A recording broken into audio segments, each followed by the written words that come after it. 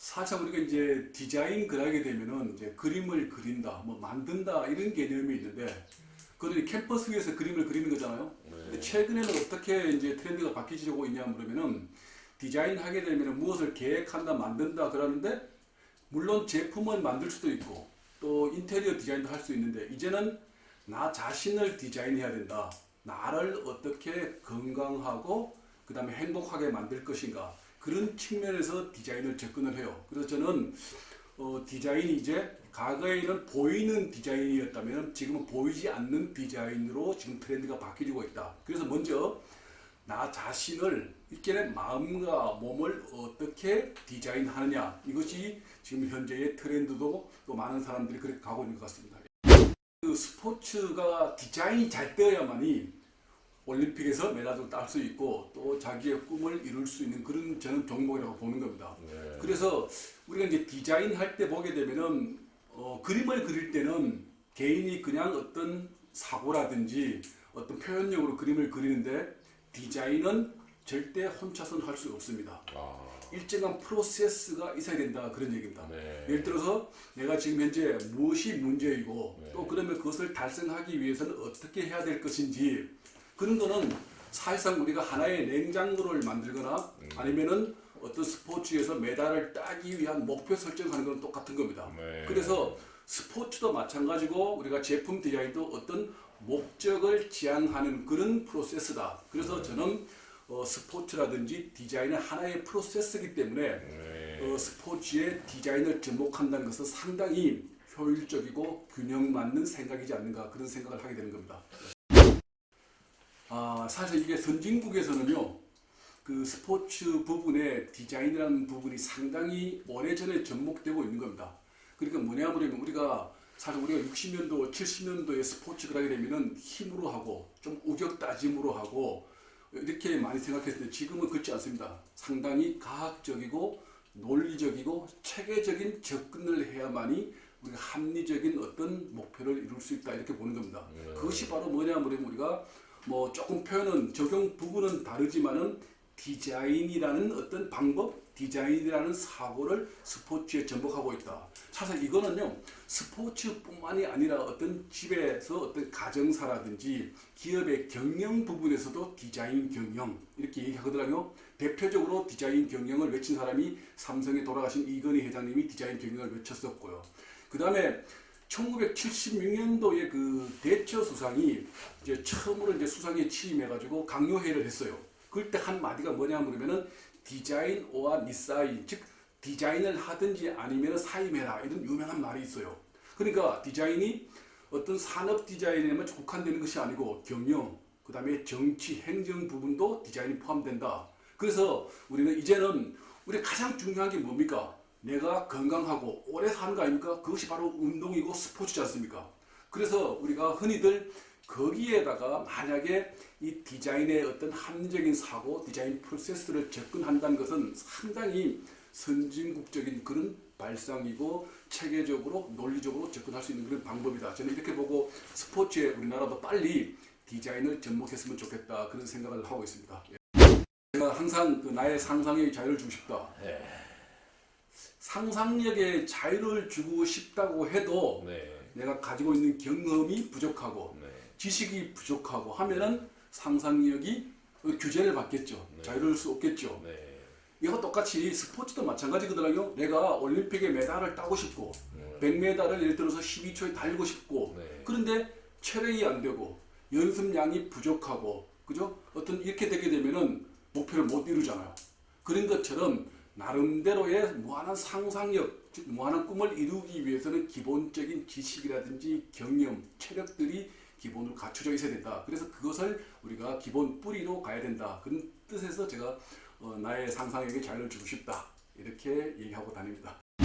사실상 이제 우리가 이제 그 자기 분야가 아니면은 다른 부분은 다른 분야를 잘 모르는 게 일반적이지 않습니까? 네. 근데 이제는 모든 정보가 노출되어 있잖아요. 네. 사실 뭐 유튜브를 보게 되면 모든 정보를 찾아볼 수 있고 그래서 대학에서도 이제는 문과, 이과를 구분하지 않지 않습니까? 그래서 스포츠도 마찬가지 이제는 이 디자인 더 나아가서 어떤 과학적인 거, 바이오 이런 부분이 다 접목되고 있는 거 같지 않습니까? 그래서 이제는 융합의 시대이기 때문에 스포츠와 어떤 디자인, 스포츠와 과학, 스포츠와 이런 어떤 미래 전략들은 저는 당연히 융합을 해야 된다고 보는 겁니다. 그래서 다른 사람들보다가 조금 더 앞서 나가고 조금 더 자기 개발을 하고 자기 꿈을 이루기 위해서는 저는 학문 간의 융합, 그 더 나아가서 그것이 말로만 끝나는 것이 아니고 실천을 해야 되죠. 저는 그런 측면에서는 우리가 조금 더 우리가 이제 그 스포츠와 디자인을 접목해서 자기의 꿈, 자기의 미래를 설계하는 것이 저는 맞다고 보는 겁니다. 그래서 오늘 저는 상당히 그것을 중요시 여기고 강조하는 편입니다. 예. 사실 지금 청소년들은 저는 되게 안타까운 부분이 많이 있고요. 일단은 부모님에게도 할 말씀 드리고 싶은 것도 많이 있는데 우리가 이제 초등학교, 중학교, 고등학교 교육 시스템이 전부 다 입시 중심으로 되어 있어요. 그거는 사실상 80년도, 90년도 어떤 산업화, 정보화 시대에는 그런 교육이 맞아요. 근데 지금 현재 인공지능 시대에 그런 교육은 사실상 잉여 인간을 배출하는 그런 시스템이 되는 겁니다. 그래서 많은 어떤 전문가들이, 많은 선배들이 가장 중요시 여기는 게 뭐냐 그러면은 어떤 인성을 대단히 강조시 여기고 우리가 어릴 때 이제 우리 부모님, 할아버지에게 배운 밥상머리 교육이라는 게 있지 않습니까? 이것도 한마디로 말하면 어떻게 보면 디자인이죠. 잘 되라고 하는 것들. 그래서 저는 청소년들에게 또 부모님들에게 하고 싶은 것은 뭐냐 그러면은 물론 그런 공부도 대단히 중요하지만 일단은 내가 바른 생각을 가지고 있는지 내 자세가 바르게 되어 있는지 이것을 먼저 봐야 된다는 겁니다. 자기 자신을 알아야 된다는 겁니다. 그리고 난 다음에 바른 생각을 하고 또 바른 행동을 하고 그래야만이 올바른 미래가 있다고 저는 보는 겁니다. 그래서 공부도 물론 중요하죠. 그러나 먼저 자기 자신의 마음과 몸을 반듯하게 해야만이 미래가 있다고 보는 거고 그 다음에 그 바탕 위에 학문을 구사하는 것, 공부하는 것이 중요하고 그 다음에 이것을 내가 배워가지고 꼭 우리가 봉사를 한다 아니면 교육 기부를 한다 이런 것은 나중에 성인이 돼서 하는 게 아니고 만약에 중학생이다 그러면 중학생도 초등학생 가르칠 수 있고 또 고등학생도 저학년을 가르칠 수 있는 겁니다. 그래서 그걸 저는 봉사라고 보고 교육 기부라고 보는 거죠. 그래서 봉사를 해야 된다고 보고 그런데 바른 자세 다 많은 부모님들이 얘기하는 겁니다. 근데 그게 잘 안 되고 그 다음에 공부해야 된다는 거 알고는 있지만 잘 안 하는 겁니다.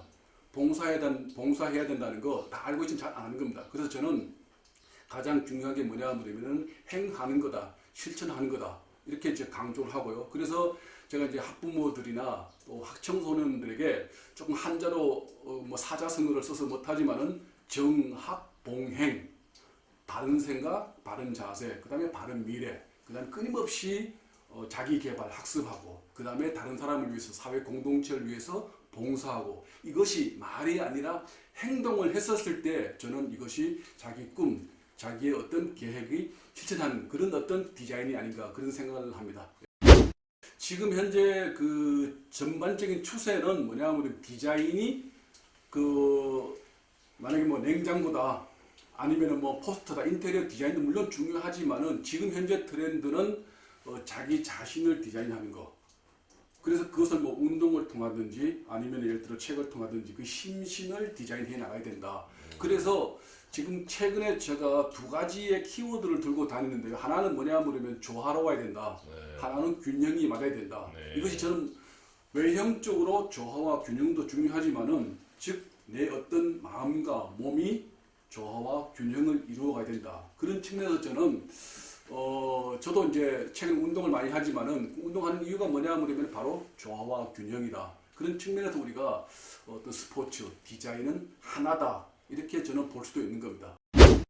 디자인을 키워드로 제가 생활하고 있고 또 우리 집에 애기들도 키우고 있고 또 향후에도 디자인을 뿌리로 해가지고 그 어떤 교육적인 차원에서 접근하려고 하고요. 그래서 지금 최근에 제가 이제 학교에 있으면서 그 초등학교, 중학교, 고등학생들에게 그 교육 기부를 많이 합니다. 그래서 지금 사실상 이제 조금 나이가 있기 때문에 뭐 현업에서 산업 디자인 한다는 것은 좀 부담스러운 거고요. 그래서 그동안의 어떤 교육 경험, 디자인 프로세스를 학생들이 나름대로 공부를 잘 할 수 있게끔 뭐 뇌를 디자인한다 그럼 좀 이상한데 창의력을 증진시킬 수 있는 방법을 제가 학생들에게 많이 가르치고 있습니다. 그래서 제가 지금 초등학교나 중학교에 교육 기입을 해보게 되면은 학생들의 그 잠재력은 무궁무진해요. 그런데 우리가 학교 선생님들, 부모님들이 그 잠재력을 많이 죽이는 경우가 있어요. 특히 학교에서는 제도권 내에 들어가서 교과 과정을 맞춰야 되지 않습니까? 네. 그러다 보니까 학생들의 그 자유로운 생각들을 규제를 많이 하는 거죠. 그래서 이런 부분도 조금 개선해 나가는데 제가 많이 홍보를 하고 있고 또 학부모님들에게도 제가 사실상 조금 많이 강조를 하는 편인데 그 우리가 이제 애기들하고 길거리 가다가 보면은 이게 비가 오게 되면 물이 고이지 않습니까? 네. 그러면 애기들은 유심히 보면요 그 물을 한번 밟아 보려고 하는 습관이 있어요. 호기심이 있는 거죠.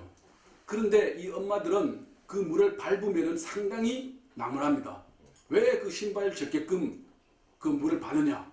이건 안 된다는 거거든요.